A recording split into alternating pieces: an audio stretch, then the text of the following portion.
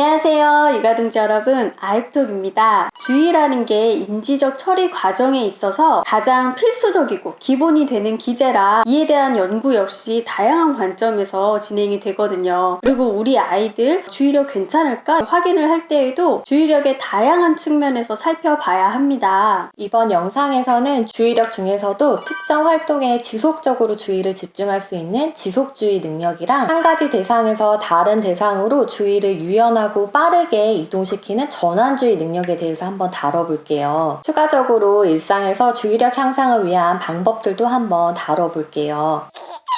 저희가 이전 영상들에서 아이들의 주의력 발달에 대해서 여러 번 다뤘었는데요. 주의력이라고 하면 한 가지에 몰두하고 집중하는 시간, 즉 주의 폭을 많이 떠올리실 것 같아요. 많이들 아시다시피 아이들의 주의 집중 시간은 매우 짧아요. 이 장난감에 집중했다가 다른 장난감 살펴보기도 하고 엄마도 봤다가 또 다른 데로 이동하고 주의가 널뛰는 것처럼 보이죠. 맞아요. 그런데도 벌써 한 돌무렵 되면 우리 아이 좀 주의력이 약한가? 좀 왜 이렇게 산만해 보이지?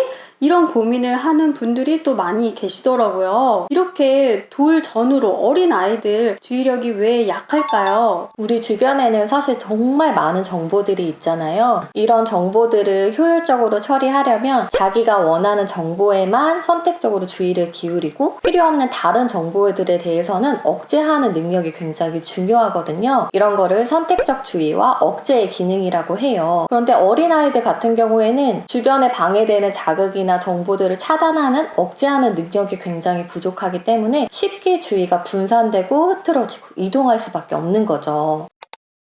지속적인 주의 능력이라고 하면 어떤 특정한 작업이나 활동에 지속적이고 안정적으로 주의를 집중하는 능력을 말하는 거예요. 주어진 시간 동안 주의를 유지하고 외부 자극에 방해받지 않고 그 작업에 몰입하는 걸 말하는 거죠. 보통 아이들은 어느 정도 주의 집중 시간을 유지할 수 있을까요? 평균적으로는 만 2, 3세가 되면 간단한 과제에는 5분에서 10분 정도, 만 4세에서 5세에는 10분에서 15분 정도 좀 집중해서 진득하니 놀이도 하고 과제도 수행할 수 있게 되죠. 하지만 여기는 개인차가 있고 상황이나 환경에 따라서 모두 다르기 때문에 이 절대적인 시간을 가지고 우리 아이가 산만하다고 판단하기에는 좀 이르다고 할 수 있어요. 그렇다면 아이들이 집중해서 과제를 유지하는 능력, 지속 주의력을 향상시키려면 어떻게 하면 좋을까요? 가장 기본적인 방법은 주변에 방해가 되는 자극들을 너무 많이 두지 않는 거예요. 만약에 퍼즐놀이를 하는데 옆에 뽀로로 장난감도 있고 인형도 있고 소꿉놀이 장난감도 있다면 너무 방해되는 자극들이 많은 거죠. 이런 경우에는 가지고 놀 장난감 하나를 플레이매트 위에 가지고 와서 논다든지 유아 책상에 장난감을 하나 놓고 활동을 한다든지 이런 게 아이들의 주의 지속력을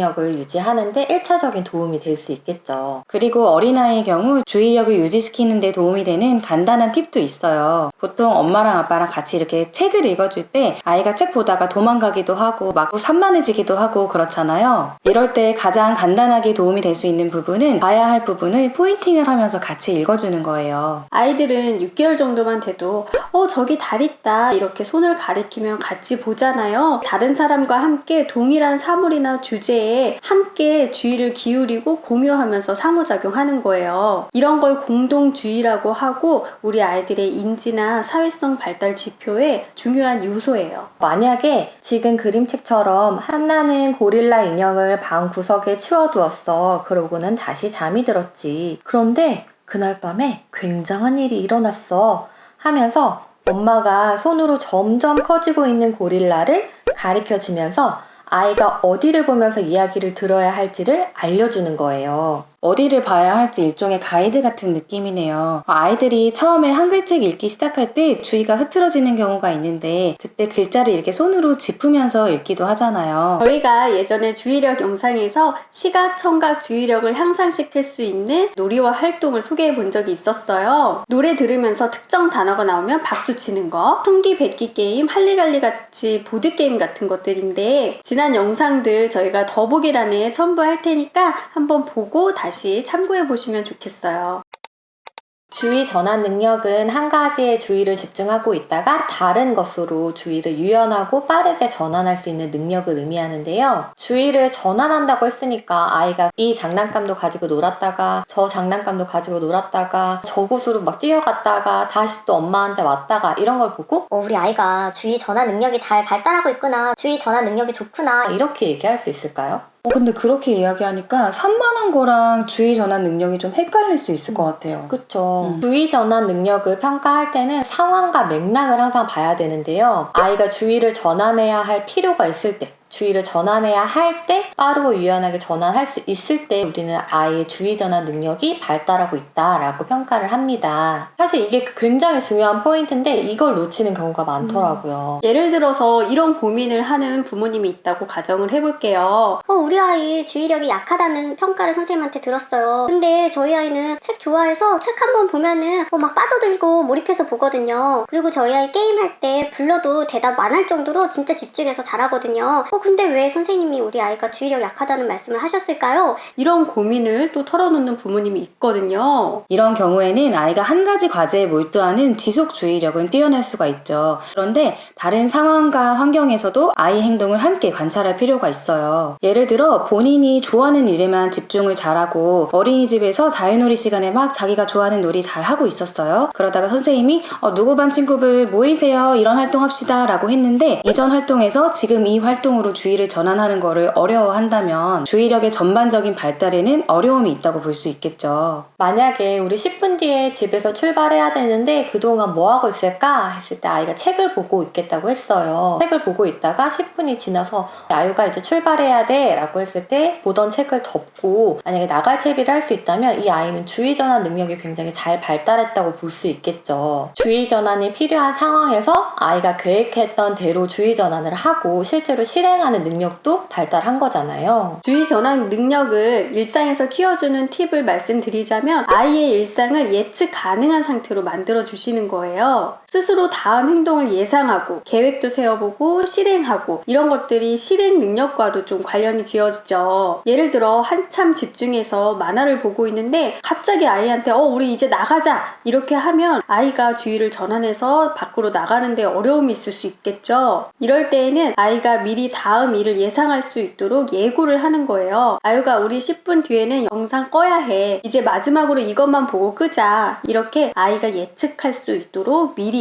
얘기를 해주는 거예요. 저희가 구글 타이머 자주 소개해드렸잖아요. 시각적으로 남은 시간을 확인해보는 것이 자기 행동을 조절할 뿐만 아니라 일상에서 행동을 계획하고 실행할 때에도 도움이 될 수 있어요. 타이머가 울리면 이제 다른 활동으로 전환을 해야 한다는 신호가 되는 거죠. 그런데 갑자기 큰 소리가 나거나 불이 번쩍이거나 이러면 사람들이 자동적으로 주의가 딱 그곳에 가잖아요. 이런 것도 주의 전환 능력이라고 할 수 있을까요? 이렇게 외부적으로 강도가 강한 자극을 세일리언트하다, 현저하다라고 얘기를 하는데요. 이렇게 자극의 강도가 센 거에 주의가 가는 거는 인간의 가장 본능적인 반응이라고 할 수 있어요. 진화적으로 본다면 이게 생존에 가장 유리한 반응인 거죠. 예를 들어서 만약에 수렵 채집을 할 때 산에서 막 하나에 몰두해가지고 동물들이 오는지도 모르고 위험한 상황인지도 모르고 막 뭔가 먹고 있다거나 아니면 놀고 있다고 생각을 해보세요. 그러면은 바로 이제 생존하지 못하는 거죠. 그런데 이걸 주의 전환 능력이 있다라고 보긴 또 어렵잖아요. 그쵸. 이거는 내가 의지적으로 조절하는 게 아니라 굉장히 자동적인 반응이기 때문에 주의 전환 능력이라고 보지는 않고요. 그냥 자동적인 주의가 이동했다라고 보는 거죠. 그러니까 상황에 맞게 아이가 주의를 의도적으로 컨트롤하는 것이 중요하다고 볼 수 있겠네요. 만약에 주의 전환이 잘 안 되고 어려워하는 아이들이 있다면 놀이를 할 때도 좀 놀이 계획을 세워보는 연습을 할 수 있어요. 예를 들어서 저희 아이 같은 경우에는 뭐 주말 같을 때 시간이 많을 때 우리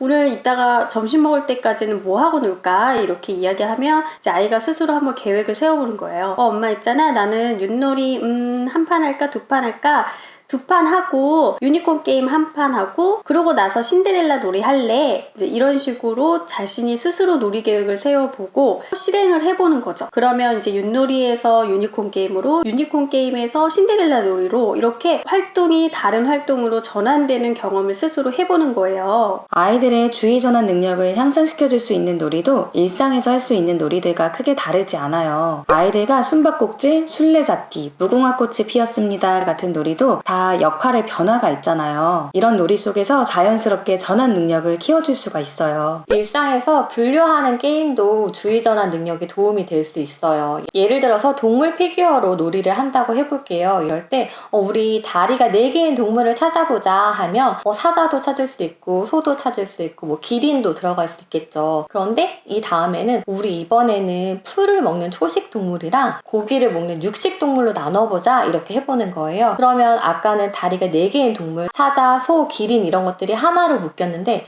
이번에는 사자는 육식 동물로 들어가고 소랑 기린은 초식 동물로 분류가 될 수 있는 거죠. 그래서 이런 게 한 가지 대상에 대해서도 다양한 관점으로 생각해보는 경험이 주의 전환 능력에도 또 도움이 됩니다.